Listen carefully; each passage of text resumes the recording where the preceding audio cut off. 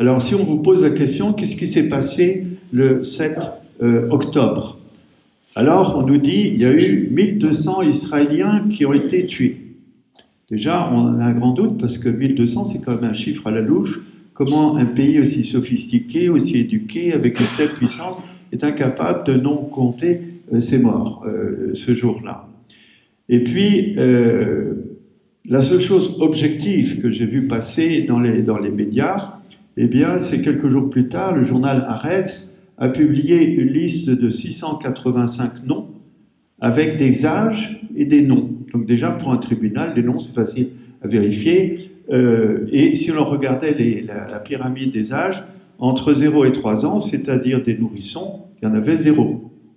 Donc les 40 nourrissons égorgés dont on avait rabattu les oreilles jusqu'à celle du président américain, tout ça s'est tombé d'un seul coup. Si l'on regardait par exemple les mineurs, eh bien les mineurs, sur 687, il y en avait 16.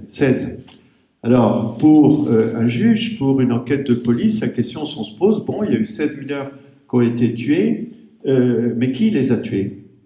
Alors, qui les a tués? Ben, il faut des autopsies, il faut des examens, il faut des prélèvements, on peut identifier les types d'armes qui ont été utilisées.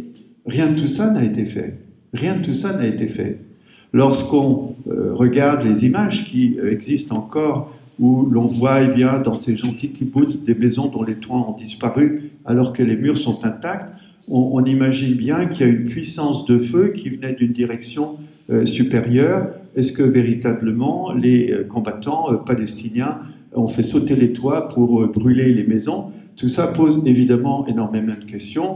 Et puis toutes ces centaines et centaines de voitures complètement détruites qui ont été immédiatement ramassées dans un coin et qui, alors qu'ils sont, me dit-on, ensevelis, eh bien ça ressemble terriblement en droit à des destructions de preuves. Destructions de preuves. Autrement dit, ce n'est pas demain qu'il y aura une enquête indépendante qui permettra de savoir ce qui s'est passé le 7 octobre.